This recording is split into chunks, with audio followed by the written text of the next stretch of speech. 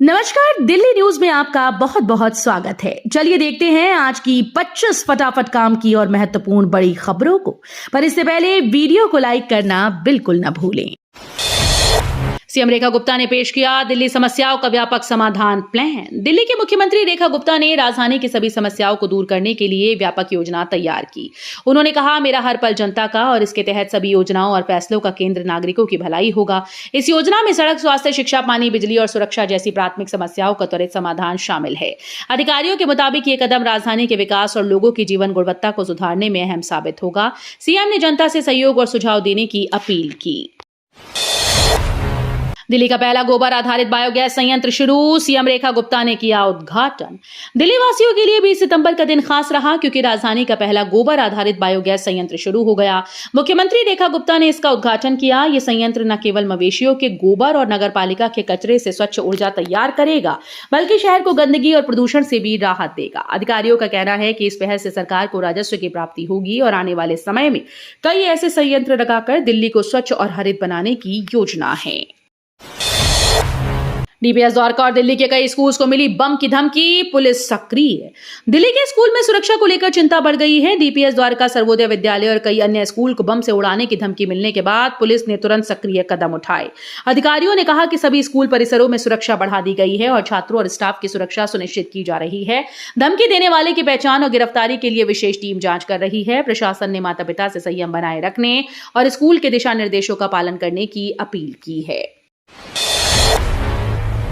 दिल्ली को लगातार मिल रही बम की धमकियों से केजरीवाल ने उठाए सुरक्षा व्यवस्था पर सवाल। दिल्ली के स्कूल को फिर बम की धमकी मिलने से राजधानी में सुरक्षा पर सवाल खड़े हो गए। मुख्यमंत्री अरविंद केजरीवाल ने कहा कि 4 इंजन की सरकार के बाद भी दिल्ली में राजधानी की सुरक्षा पर्याप्त नहीं है। डीपीएस द्वारका और सर्वोदय विद्यालय सहित कई स्कूल को धमकी मिलने के बाद पुलिस सक्रिय हो गई और स्कूल परिसर में सुरक्षा बढ़ा दी गई। केजरीवाल ने केंद्र और राज्य प्रशासन से राजधानी में सुरक्षा को मजबूत करने की अपील की।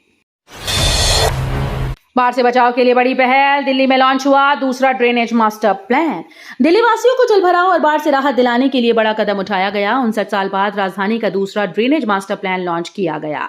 इसके तहत हथिनी कुंड बैराज के पास नया डैम बनाया जाएगा जो बाढ़ के पानी को रोककर शहर को सुरक्षित करेगा। अधिकारियों का कहना है कि इस मास्टर प्लान से दिल्ली की ड्रेनेज व्यवस्था को मजबूती मिलेगी और बरसात में जलभराव की समस्या काफी हद तक खत्म हो जाएगी। कॉलेज और प्रतियोगी परीक्षार्थियों को नई सौगात, दिल्ली में जल्द मिलेंगी आधुनिक लाइब्रेरी। दिल्ली में प्रतियोगी परीक्षाओं की तैयारी करने वाले और कॉलेज में पढ़ने वाले छात्रों के लिए एक बड़ी राहत की खबर है। दिल्ली विकास प्राधिकरण यानी डीडीए अब राजधानी में 10 नई लाइब्रेरी शुरू करने जा रहा है। डीडीए अपने सामुदायिक केंद्रों को लाइब्रेरी में तब्दील कर छात्रों के लिए पढ़ाई का बेहतर माहौल उपलब्ध कराएगा। अधिकारियों का कहना है कि इससे युवाओं को सस्ती और सुविधाजनक जगह पर पढ़ाई का अवसर मिलेगा। ये कदम शिक्षा और प्रतियोगी तैयारी में बड़ा बदलाव लाने की उम्मीद जगाता है। एमसीडी की नई पहल, पुरानी लैंडफिल साइट्स पर कचरा डालने पर रोक की तैयारी। दिल्ली नगर निगम अब राजधानी को कचरे के ढेर से राहत दिलाने की दिशा में कदम बढ़ा रहा है। एमसीडी ने फैसला लिया है कि पुरानी लैंडफिल साइट्स पर अब नया कचरा नहीं डाला जाएगा, खासतौर पर उन जगहों पर जहां कचरे के निस्तारण का काम चल रहा है। निगम अधिकारियों के मुताबिक नए कचरे के निस्तारण के लिए सिंघोला में एक जगह चिन्हित की गई, जबकि गाजीपुर में भी विकल्प तलाशा जा रहा है। एमसीडी का दावा है कि इस कदम से शहर की सफाई व्यवस्था और पर्यावरण को फायदा होगा। आप नेता सौरभ भारद्वाज के आरोपों पर चुनाव आयोग का जवाब, वोट काटने के दावे पर दी सफाई। नई दिल्ली विधानसभा सीट पर वोट काटे जाने को लेकर आम आदमी पार्टी के आरोपों पर अब चुनाव आयोग का जवाब आया है। दरअसल आप नेता सौरभ भारद्वाज ने प्रेस कॉन्फ्रेंस कर दावा किया है कि 2025 के विधानसभा चुनाव से पहले ही वोट काट दिए गए। उन्होंने ये भी कहा कि उस वक्त के सीएम आतिशी ने जनवरी में मुख्य चुनाव आयुक्त को लिखित शिकायत दी थी, लेकिन कोई कार्रवाई नहीं हुई। अब आयोग की सफाई के बाद इस मुद्दे पर सियासत और तेज हो गई। दिल्ली में नवरात्रि पर खुले में मांस पकाने बेचने को रोकने की उठी आवाज। देश भर में त्योहारों का आगाज हो चुका है और नवरात्रि भी नजदीक है। इस बीच दिल्ली से एक बड़ी मांग उठी है। बीजेपी विधायक अजय महावर ने कहा कि नवरात्रि के 9 दिन सनातन धर्म में बेहद पवित्र माने जाते हैं। ऐसे में राजधानी में खुले में मांस की बिक्री, काटने और पकाने पर रोक लगाई जानी चाहिए। उनका कहना है कि इस अवधि में धार्मिक भावनाओं का सम्मान बेहद जरूरी है। अब देखना होगा कि इस मांग पर सरकार और प्रशासन क्या रुख अपनाते हैं। प्रधानमंत्री मोदी का संदेश, तकनीक और निर्माण में आत्मनिर्भरता जरूर। प्रधानमंत्री नरेंद्र मोदी ने कहा कि चिप हो या शिप हमें बनाने होंगे। उन्होंने विदेशी निर्भरता को देश के विकास और सुरक्षा के लिए दुश्मन बताया। पीएम मोदी का मानना है कि भारत को तकनीक, निर्माण और रणनीतिक क्षेत्रों में आत्मनिर्भर बनना होगा। उन्होंने उद्योगों, नवाचार और स्थानीय उत्पादन को बढ़ावा देने पर जोर दिया। उनका संदेश स्पष्ट है कि भारत को वैश्विक प्रतिस्पर्धा में मजबूत बनने के लिए अपने संसाधनों और कौशल पर भरोसा करना होगा। यह आत्मनिर्भर भारत की दिशा में एक महत्वपूर्ण कदम है। महिला सशक्तिकरण के लिए सहेली स्मार्ट कार्ड योजना, जानिए पात्रता और लाभ। सहेली स्मार्ट कार्ड महिलाओं को सरकारी और सामाजिक लाभ उपलब्ध कराने की एक महत्वपूर्ण योजना है। ये कार्ड महिलाओं को वित्तीय, स्वास्थ्य और अन्य कल्याणकारी योजनाओं तक आसान पहुंच देता है। कार्ड बनवाने के लिए योग्य महिलाएं अपने नजदीकी महिला सहायता केंद्र या सरकारी पोर्टल पर आवेदन कर सकती हैं। पहचान और निवास प्रमाण पत्र जरूरी है। हालांकि कुछ महिलाएं इस योजना के दायरे से बाहर होंगी, जैसे उनकी आय सीमा मानदंड से अधिक है या जो पहले से अन्य लाभकारी योजनाओं का लाभ ले रही हैं। ईपीएफओ ने लॉन्च किया पासबुक लाइट, अब पीएफ बैलेंस चेक करना हुआ आसान। कर्मचारी भविष्य निधि संगठन यानी ईपीएफओ ने करोड़ों नौकरी पेशा कर्मचारियों के लिए पासबुक लाइट फीचर लॉन्च कर दिया। श्रम और रोजगार मंत्री मनसुख मांडविया ने शुक्रवार को इसका उद्घाटन किया। पहले पीएफ पासबुक देखने के लिए अलग पोर्टल पर लॉगिन करना पड़ता था और कई बार सर्वर या मैसेज की समस्या आती थी। अब पासबुक लाइट के जरिए सदस्य सीधे ईपीएफओ पोर्टल पर आसानी से अपना पीएफ बैलेंस और ट्रांजैक्शन विवरण कुछ ही स्टेप्स में देख सकेंगे। मदर डेयरी के बाद अमूल ने भी घटाई कीमतें, 700 से ज्यादा उत्पाद होंगे सस्ते। उपभोक्ता को राहत देने के लिए अमूल ने बड़ा फैसला किया। Gujarat cooperative milk marketing federation ने घोषणा की है कि घी, मक्खन, पनीर, आइसक्रीम, बेकरी और फ्रोजन स्नैक्स समेत 700 से ज्यादा उत्पादों की कीमतें घटाई जा रही हैं। ये कदम जीएसटी दरों में हाल की कटौती का फायदा सीधे ग्राहकों तक पहुंचाने के लिए उठाया गया। नई कीमतें 22 सितंबर 2025 से लागू होंगी। इससे पहले मदर डेयरी भी अपने उत्पादों की कीमतें कम करने का ऐलान कर चुकी है, जिससे उपभोक्ताओं को राहत मिलेगी। दिल्ली में महिला कामगारों की हिस्सेदारी बढ़ी पर मजदूरी पुरुषों से कम। दिल्ली में महिला कामगारों की श्रम बाजार में हिस्सेदारी तो बढ़ गई, लेकिन उन्हें पुरुष कर्मचारियों की तुलना में मजदूरी कम मिल रही है। अधिकारियों का कहना है कि यह असमानता जल्द ही सुधारी जाएगी। सरकार ने महिला श्रमिकों के लिए बेहतर वेतन और समान अवसर सुनिश्चित करने का आश्वासन दिया। विशेषज्ञों का मानना है कि महिला श्रमिकों की भागीदारी बढ़ने से अर्थव्यवस्था को मजबूती मिलेगी। आने वाले समय में नीतियों के सुधार से महिलाओं को उनकी मेहनत के अनुसार सही मजदूरी और संरक्षण मिलेगा। 22 सितंबर से ये चीजें होंगी सस्ती, जीएसटी स्लैब में बदलाव। 22 सितंबर से जीएसटी में बड़े बदलाव लागू होंगे, जिससे कई रोजमर्रा की चीजें सस्ती होंगी। पनीर, अल्ट्रा हाई टेम्परेचर दूध, पिज्जा, ब्रेड, खाकरा, चपाती, पराठा, कुलचा, जीवन बीमा, 33 जीवन रक्षक दवाएं, medical grade oxygen, sharpener, copy, notebook, pencil, eraser अब 0% जीएसटी पर उपलब्ध होंगे। पहले इन पर 5%, 12% या 18% जीएसटी लगाया जाता था। सरकार का कहना है कि यह कदम आम लोगों पर आर्थिक बोझ कम करने और जरूरतमंद वस्तुओं को सस्ता करने के लिए लिया गया। पीएम मोदी ने मोहनलाल को दादा साहब फाल्के पुरस्कार पर दी बधाई। प्रधानमंत्री नरेंद्र मोदी ने दादा साहब फाल्के पुरस्कार मिलने पर फिल्म अभिनेता मोहनलाल को बधाई दी। ट्वीट में उन्होंने लिखा कि मोहनलाल उत्कृष्टता और बहुमुखी प्रतिभा के प्रतीक हैं। दशकों के काम के साथ वे मलयालम सिनेमा और रंगमंच के अग्रणी प्रकाश स्तंभ हैं और केरल की संस्कृति के प्रति अत्यंत भावुक। पीएम ने यह भी कहा कि मोहनलाल ने तेलुगु, तमिल, कन्नड़, हिंदी फिल्मों में भी उल्लेखनीय योगदान दिया है। उनकी सिनेमाई और नाट्य प्रतिभा वास्तव में प्रेरणादायक है। डूसू चुनाव में लग्जरी कारों के इस्तेमाल पर हाईकोर्ट नाराज, विजय जुलूस पर रोक। दिल्ली विश्वविद्यालय छात्र संघ चुनाव में लग्जरी कारों के इस्तेमाल को लेकर हाईकोर्ट नाराजगी जाहिर कर चुका है। कोर्ट ने बताया कि विजय जुलूस के दौरान चुनावी नियमों का उल्लंघन हुआ और छात्रों द्वारा इस तरह की प्रदर्शनियां चुनाव की निष्पक्षता पर सवाल उठाती हैं। हाईकोर्ट ने स्पष्ट रूप से कहा कि भविष्य में ऐसे आयोजनों पर रोक रहेगी और सभी पार्टीज को नियमों का सख्ती से पालन करना होगा।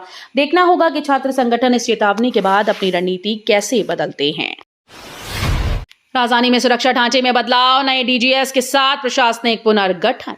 दिल्ली में प्रशासनिक व्यवस्था में बड़ा बदलाव किया गया। सरकार ने प्रवीण कुमार को आईटीबीपी का नया महानिदेशक और प्रवीण रंजन को सीआईएसएफ का डीजी नियुक्त किया। अधिकारियों का कहना है कि इस कदम से राजधानी की सुरक्षा और प्रशासनिक दक्षता को और मजबूती मिलेगी। नए डीजीएस की नियुक्ति से संबंधित विभागों में ताजगी आएगी, कार्य संचालन में सुधार होगा। इस फेरबदल को दिल्ली प्रशासन के लिए एक महत्वपूर्ण कदम माना जा रहा है, जो शहर की सुरक्षा और व्यवस्थित प्रशासन की दिशा में योगदान देगा। दिल्ली एनसीआर के लोगों पर टोल का बोझ, एचसी में पहुंचा मामला। दिल्ली एनसीआर के लाखों लोगों पर बोझ बने यूईआर 2 टोल विवाद अब हाईकोर्ट तक पहुंच गया है। आम आदमी पार्टी के नेता अक्षय लाकड़ा ने इस टोल को चुनौती देते हुए याचिका दाखिल की। उनका कहना है कि टोल वसूली से लोगों पर अतिरिक्त आर्थिक दबाव पड़ रहा है और ये आम नागरिकों के हित में नहीं। मामले पर सुनवाई करते हुए हाईकोर्ट ने संबंधित एजेंसी से जवाब मांगा। अब देखना होगा कि अदालत का फैसला दिल्ली एनसीआर के लोगों को कितनी राहत देता है। साल का आखिरी सूर्य ग्रहण आज, भारत में नहीं दिखेगा असर। साल का आखिरी सूर्य ग्रहण आज लगने वाला है। हालांकि भारतवासियों के लिए इसमें किसी तरह की कोई चिंता की बात नहीं, क्योंकि ये ग्रहण देश से दिखाई नहीं देगा। खगोलविदों के मुताबिक ये ग्रहण मुख्य रूप से अमेरिका, यूरोप, अफ्रीका के कुछ हिस्सों में देखा जा सकेगा। भारत में ना तो ये दृश्य दिखाई देगा, ना ही कोई सूतक काल का प्रभाव रहेगा। यानी देश भर में रोजमर्रा की गतिविधियां सामान्य रूप से चलती रहेंगी। वैज्ञानिकों ने इसे एक रोचक खगोलीय घटना बताया। रेलवे ने घटाए रेल नीर के दाम, यात्रियों को मिलेगा फायदा। ट्रेन में मिलने वाला पैक्ड पानी रेल नीर अब यात्रियों को सस्ता मिलेगा। भारतीय रेलवे ने इसकी कीमतों में कटौती का फैसला किया। रेलवे की ओर से जारी सर्कुलर के मुताबिक अब 1 लीटर रेल नीर 15 रुपए की बजाय 14 रुपए में और आधा लीटर 10 की जगह 9 रुपए में उपलब्ध होगा। रेलवे ने कहा कि यह फैसला जीएसटी दरों में कटौती का लाभ यात्रियों तक पहुंचाने के लिए लिया गया है। कीमतों में यह कमी जल्द ही सभी रेलवे स्टेशन और ट्रेन में लागू कर दी जाएगी। लंदन समेत कई एयरपोर्ट पर साइबर अटैक, दिल्ली में भी सेम सॉफ्टवेयर। लंदन और ब्रसेल्स समेत कई यूरोपीय एयरपोर्ट पर साइबर अटैक से कामकाज ठप्प होने और परिचालन बाधित होने की खबरों पर भारत सरकार सतर्क है। दिल्ली एयरपोर्ट पर भी इस सॉफ्टवेयर का इस्तेमाल होता है। राहत की बात यह है कि अभी तक भारत पर इस साइबर अटैक का कोई असर नहीं हुआ। सरकार का कहना है कि यूरोप के विभिन्न एयरपोर्ट पर हुए इस हमले के बारे में जैसे ही पता चला, भारत में गहन जांच की गई।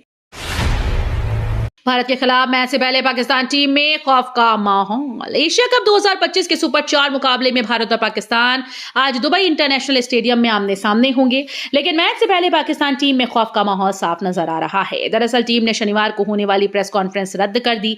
माना जा रहा है कि खिलाड़ी लगातार हार और विवादित घटनाओं को लेकर सवालों से बचना चाहते हैं। बीते रविवार हुए मैच में भारत ने पाकिस्तान को हराया, जिसके बाद हाथ न मिलाने की घटना पर भी पाकिस्तान विवाद खड़ा कर चुका है। पाकिस्तान रक्षा मंत्री का दावा, भारत से जंग हुई तो सऊदी देगा साथ।